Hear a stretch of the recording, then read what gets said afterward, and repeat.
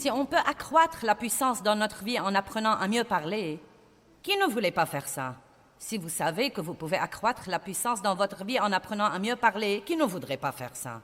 Eh bien, je vais vous apprendre aujourd'hui comment vous pouvez instantanément accroître votre joie. Instantanément. Non, mais vous pouvez avoir cet après-midi plus de joie que vous n'auriez eu si vous n'étiez pas là aujourd'hui pour écouter ce que je me prépare à vous dire. Parce que vos paroles affectent non seulement votre niveau de joie, mais encore le niveau de joie de toutes les personnes qui vous entourent. Votre salut a-t-il atteint votre bouche? Votre bouche est-elle sauvée? Je me souviens que le Seigneur m'a dit il y a très longtemps, « Tu sais, Joyce, tu es sauvée, mais tu n'en as sûrement pas l'air. Il est temps que ta bouche soit sauvée aussi. » Et donc, je pense que Dieu a amené certains d'entre vous ici parce qu'il est le temps que vous mettiez vos lèvres sur l'autel.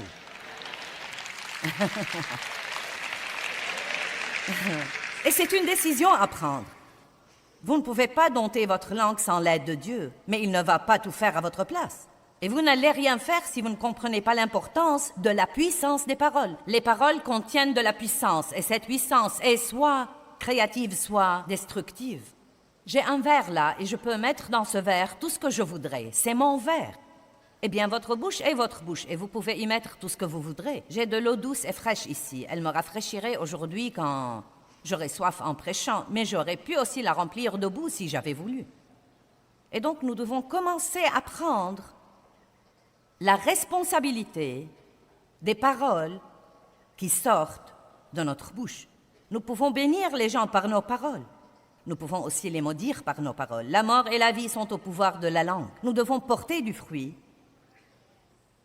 et non seulement un tas d'autocollants et des bijoux chrétiens. Vous devez commencer à agir comme Dieu veut que vous agissiez, car même les incroyants qui vous tentent de pécher vous jugeront sévèrement si vous faites ça. Ils ont besoin de vous voir debout et fort et donner l'exemple dans le monde où nous vivons aujourd'hui. Nous sommes censés être des lumières dans un lieu obscur et un des moyens dont nous pouvons allumer ces lumières, c'est de fermer nos bouches.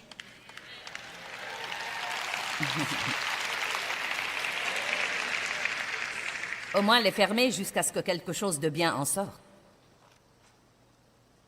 Et vous savez, le Saint-Esprit, si vous commencez à prier là-dessus, le Saint-Esprit vous retiendra juste avant d'être prêt. Ah.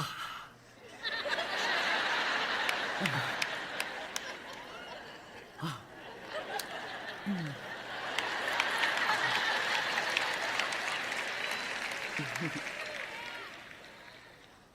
Vous savez ce qui m'a aidé à surmonter ce problème au début, il y a bien des années? Quand je parlais de quelque chose ou de quelqu'un dont je n'aurais pas dû parler, je parlais de quelqu'un et je sentais la condamnation, je sentais la condamnation. Je la sentais quand je commençais, mais je commençais quand même. Vous savez, on n'a parfois qu'une fraction de seconde pour décider ce qu'on va faire. Et malheureusement, avant d'avoir beaucoup de pratique, nous n'obéissons pas à Dieu, nous obéissons à la chair. Mais cette condamnation reste et persiste. Donc vous avez votre relation avec Dieu, vous voulez vraiment plaire à Dieu, vous voulez faire ce qu'il faut, vous voulez surmonter ce problème. Et j'ai dû m'arrêter au milieu d'une conversation et dire à quelqu'un, je dois te demander de me pardonner. C'est une chose dont je n'aurais pas dû parler. J'ai eu tort de faire ça. Pardonne-moi. Et vous savez quoi? Vous vous embarrassez plusieurs fois comme ça. Allez, vous vous embarrassez plusieurs fois comme ça. Vous vous dénoncez publiquement et vous en arrivez au point où, dès que vous recevez cette condamnation, le Saint-Esprit intervient dans nos vies pour nous guider tous les jours. C'est une belle relation quand vous apprenez à coopérer. Et plus vous êtes sensible au Saint-Esprit, plus vous sentez qu'il vous mène dans tout ce que vous dites, dans toutes les décisions que vous prenez, dans toutes les pensées que vous pensez. C'est une chose progressive. Mais si nous ne commençons pas quelque part, nous n'arriverons jamais nulle part. Pour certains, c'est une nouvelle toute nouvelle. Vous n'avez jamais rien entendu de pareil auparavant. Mais pour d'autres, c'est juste un rappel de quelque chose que vous avez entendu 100 fois, mais que vous commencez à laisser glisser. Donc vous vous arrêtez à la conférence de Joyce Meyer pour un réglage. Et c'est très bien aussi. Nous sommes contents de vous régler. Vous êtes venus pour un ajustement d'attitude. Nombre 13, nous voyons une belle situation où Moïse, sur l'ordre de Dieu, envoie des espions dans le pays de Canaan, la terre promise, pour voir si le fruit de ce pays était vraiment aussi bon que Dieu l'avait dit. Est-ce que le fruit de ce pays allait être aussi bon que nous pensons qu'il serait?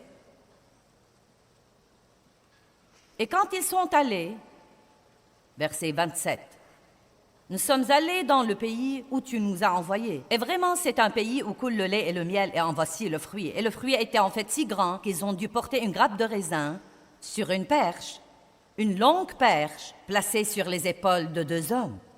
C'était un fruit formidable. Oui, c'est ça, le fruit était formidable. Verset 28, mais, et c'est là que nous avons des ennuis. Oui, je suis très heureux d'avoir un travail, mais... Eh bien oui, bien sûr, je suis contente d'avoir un mari, mais... Eh bien ouais, j'aime vraiment ma maison, mais... Vous savez, nous tuons notre joie avec les mais. Y a-t-il quelqu'un là? Vous pouvez tuer votre joie avec des mais. Puis-je donc vous dire, débarrassez-vous de vos mais? Je voulais dire ça depuis longtemps et je l'ai finalement fait.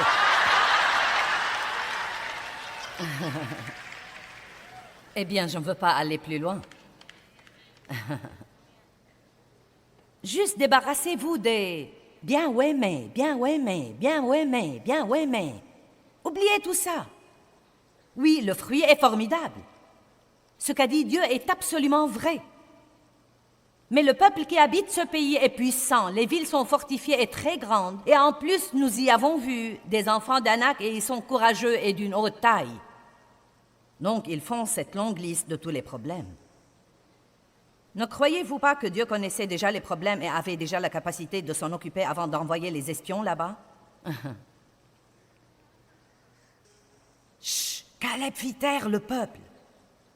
C'est une des choses que Dieu veut que nous fassions, et c'est d'encourager les autres quand les gens murmurent et se plaignent d'une façon juste, non pas pour être super religieux, mais pour dire « Chut!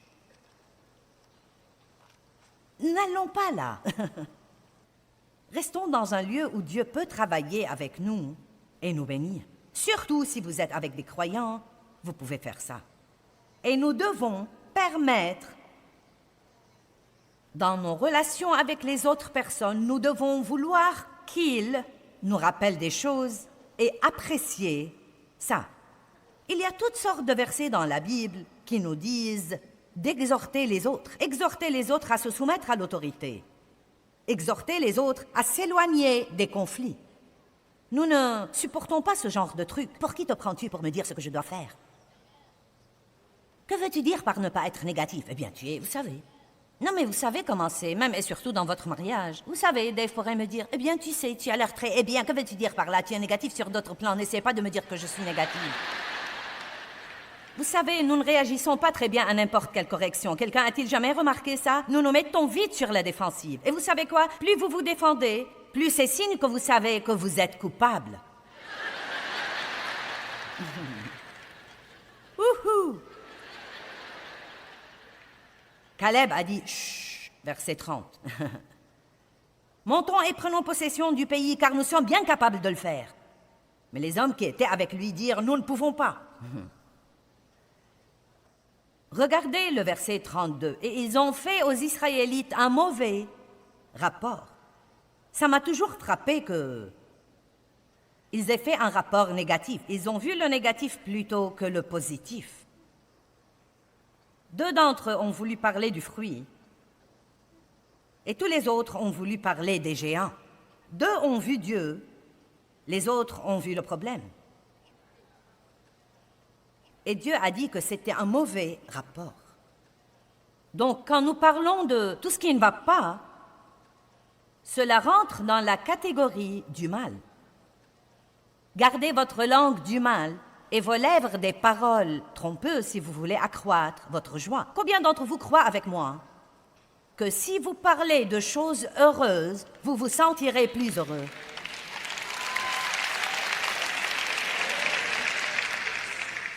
Jacques 3, 6 à 8. Verset 6. La langue aussi est un feu. La langue est un monde de l'iniquité placé parmi nos membres.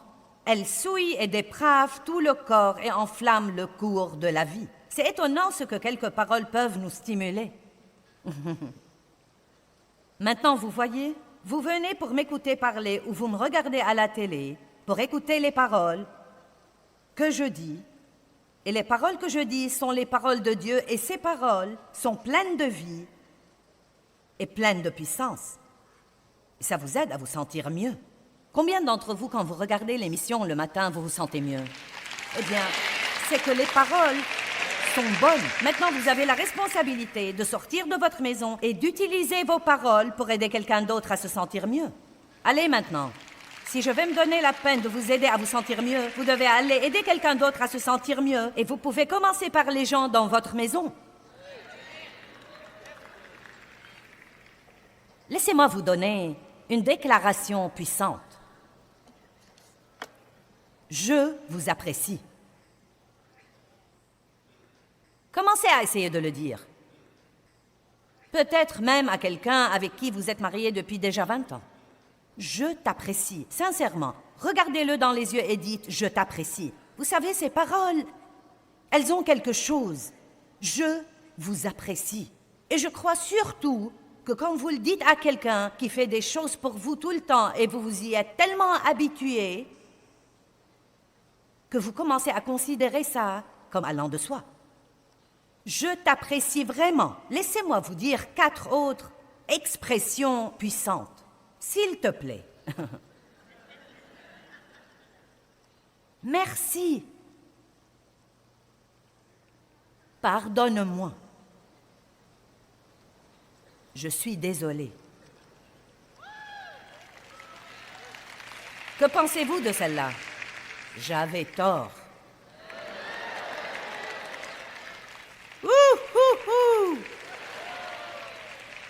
Savez-vous combien de querelles vous pouvez vous épargner en disant simplement « j'avais tort » 3 petits mots qui pourraient vous épargner des jours de colère, de mal de tête, de mal d'estomac, d'être épuisé, angoissé, difficile à vivre toute la journée, juste en disant « j'avais tort ». Je suis désolée.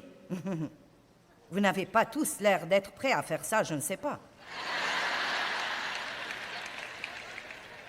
Allez, exerçons-nous, dites « j'avais tort ». Ah. T'es-tu exercé, Dave, car je veux l'entendre davantage.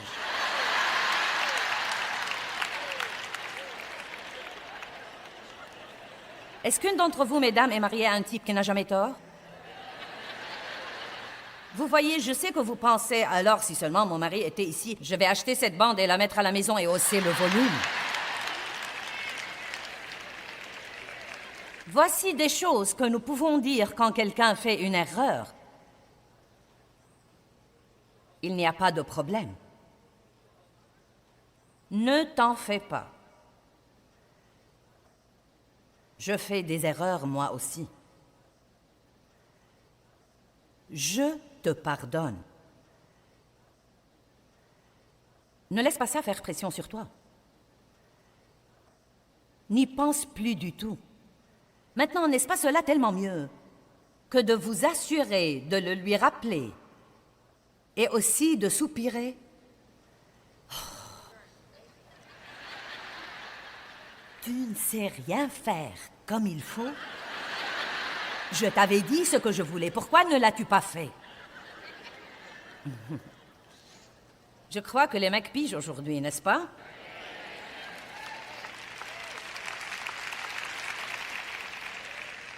Proverbe 18, verset 20.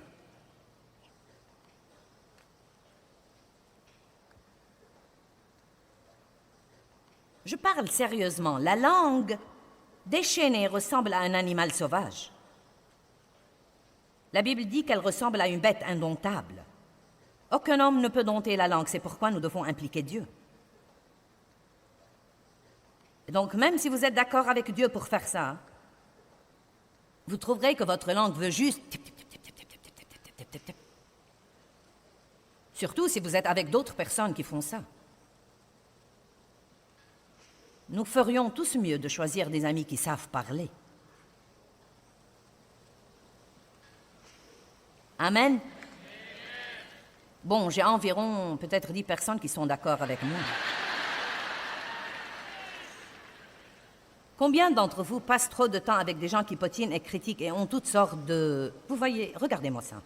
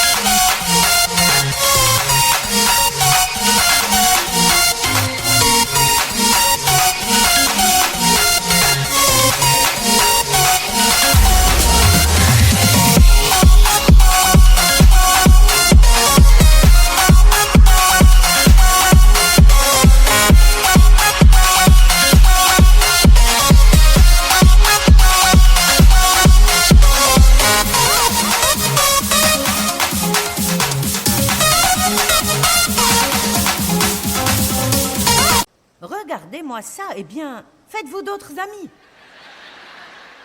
Eh bien, je suis mariée au mien.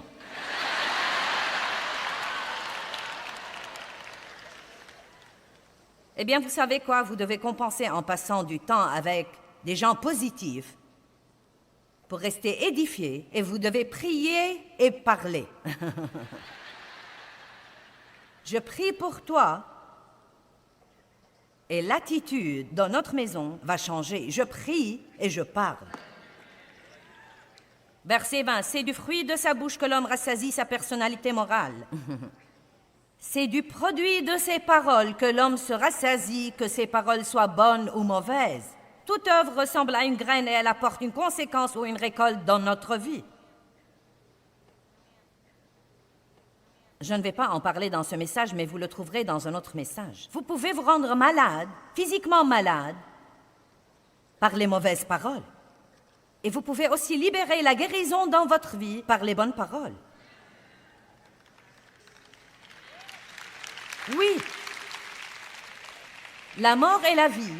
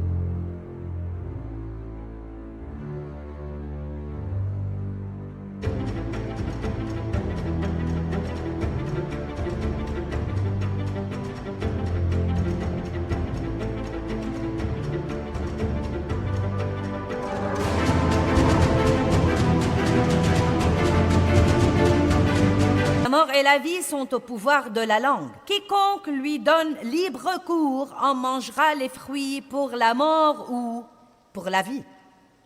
Vous mangez vos paroles. Ma vie pue. Eh bien, vous devez changer peut-être ce que vous dites.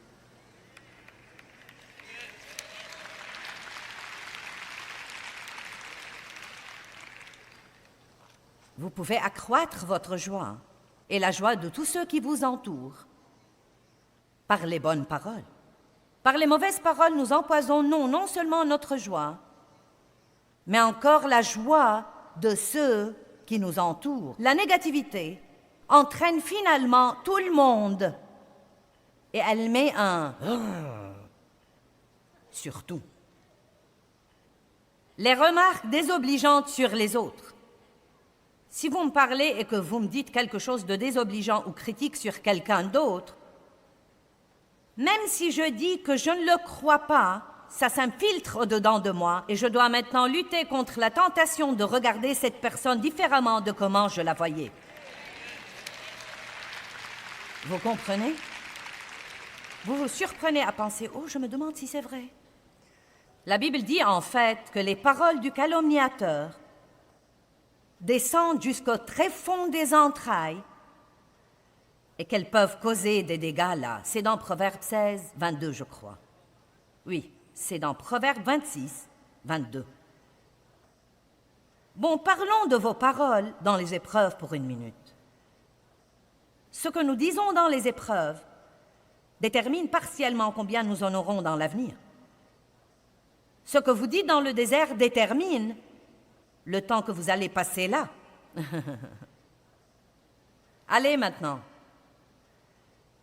Ce que nous disons dans nos épreuves et tribulations présentes détermine combien elles vont durer, détermine partiellement combien elles vont durer.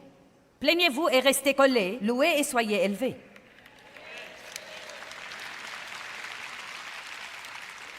Mais nous garderons ça pour le message sur les murmures.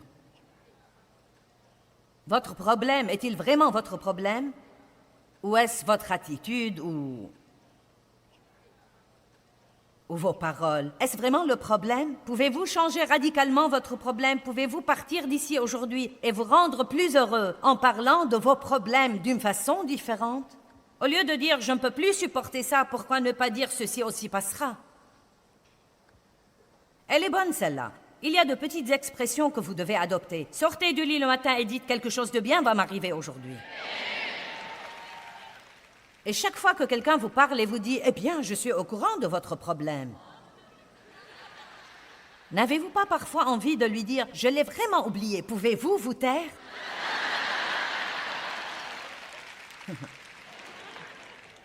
Quand vous arrivez finalement au point de ne plus penser à votre problème, et quelqu'un vient vous dire « Je suis au courant de votre problème », dites-lui « Ceci passera, je ne veux pas en parler, c'est la meilleure chose à dire. J'apprécie vos prières, mais ça ne sert à rien d'en parler. Si j'en parle, ça va m'exaspérer et je ne veux pas être exaspéré. Gardez votre paix. » Jésus a dit « En ce monde, vous aurez des tribulations. » Puis il a donné sa grande solution théologique. Ayez bon courage.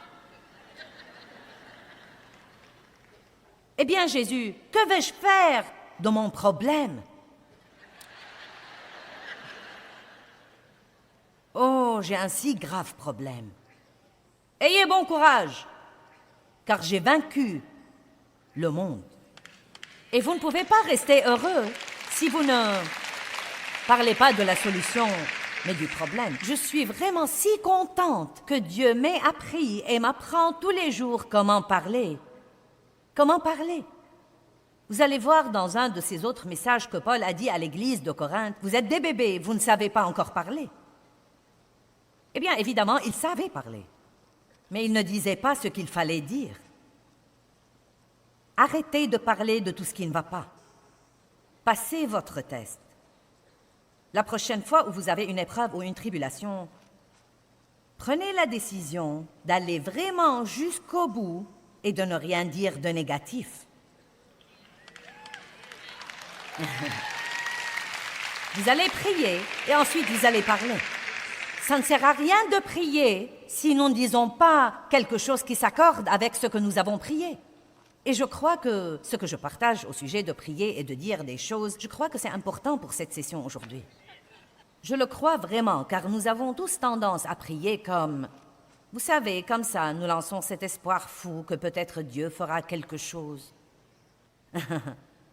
Mais si nous croyons vraiment qu'il travaille, Et c'est ce que nous dit en fait la Bible. Si nous croyons vraiment que Dieu travaille, j'ai prié et j'ai ouvert une porte à Dieu pour travailler. Et je crois que Dieu travaille et je verrai les résultats de mes prières. Si je ne dis pas en attendant des tas de trucs stupides qui réduiront mes prières à néant. Et c'est là que vient le test, car c'est pendant ce temps d'attente que vient la pression. Et vous voulez juste... C'est si dur de ne pas dire quelque chose. Vous savez pourquoi? Parce que nous voulons dire ce que nous sentons et nous voulons dire ce que nous pensons.